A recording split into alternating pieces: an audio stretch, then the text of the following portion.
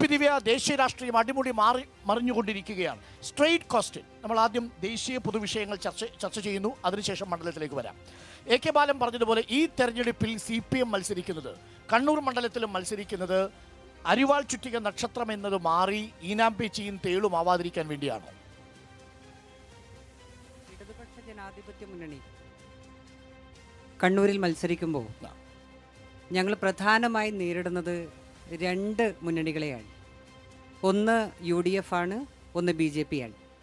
മറ്റൊരു കാര്യം, രാജ്യത്ത് നേരത്തെ എനിക്ക് തോന്നുന്നത് ഇന്ത്യ മുന്നണിയെക്കുറിച്ചാണല്ലോ സൂചിപ്പിച്ചത്.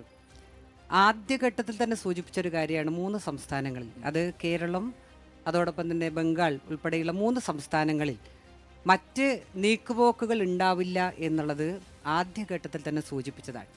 അതിൻ്റെ അടിസ്ഥാനത്തിൽ കേരളത്തിൽ വളരെ വാശിയോടുകൂടിയാണ് ഈ തെരഞ്ഞെടുപ്പിനകത്ത് ഇടതുപക്ഷ ജനാധിപത്യ മുന്നണി നമ്മുടെ എതിരാളികളെ നേരിടാൻ വേണ്ടി തയ്യാറായിരിക്കുന്നത്. ഈ കണ്ണൂർ മണ്ഡലത്തിൽ CPM മത്സരിക്കുമ്പോൾ CPMന് പറയാനൊരു രാഷ്ട്രീയം ദേശീയ തലത്തിൽ വേണമല്ലോ. നിങ്ങൾക്കൊരു പ്രധാനമന്ത്രി സ്ഥാനാർത്ഥിയില്ല. ഇന്ത്യ മുന്നണിയായി തൊട്ടപ്പുറത്ത് നിങ്ങൾ പോയാൽ ഡിണ്ടിഗലിൽ രാഹുൽ ഗാന്ധിയുടെ ഫോട്ടോ വെച്ച് CPM സ്ഥാനാർത്ഥി വോട്ട് നേടുന്ന ഒരവസ്ഥയുണ്ട്. അപ്പോൾ ഈ രണ്ട് മുന്നണികളും ഒരുമിച്ച് മത്സരിക്കുമ്പോൾ നിങ്ങൾ പരിധി വിട്ടുള്ള വിമർശനങ്ങളിലേക്കാണ് പോകുന്നത്. നിങ്ങളെക്കുറിച്ച് പ്രതിപക്ഷം പറയുന്നത് ന്യൂനപക്ഷ പ്രീണനത്തിന് വേണ്ടി CAA ഉയർത്തിപ്പിടിച്ച് നടക്കുന്നുവെന്നാണ്, മറുഭാഗത്ത് പറയുന്നത് കോൺഗ്രസിന്റെ മയ്യത്ത് കാണാറായി എന്നാണ്. അപ്പോൾ ഇത് യഥാർത്ഥത്തിൽ ഏതു രാഷ്ട്രീയത്തെയാണ് പിന്തുണയ്ക്കുന്നത്? കോൺഗ്രസിനെ ഏതെങ്കിലും തരത്തിൽ സംരക്ഷിച്ചുകൊണ്ട് ഈ തെരഞ്ഞെടുപ്പിൽ നേരിടേണ്ട ഒരു ഗതികേട് CPMനില്ല. കോൺഗ്രസിനെ വളരെ ഇന്നത്തെ ഒരു ഘട്ടത്തിൽ CPM എങ്കിലും ഇങ്ങനെയെങ്കിലും വിമർശിച്ചില്ലെങ്കിൽ എന്താകും കോൺഗ്രസിന്റെ അവസ്ഥ എന്ന് ഞാനിവിടെ പറയേണ്ട ആവശ്യമില്ല.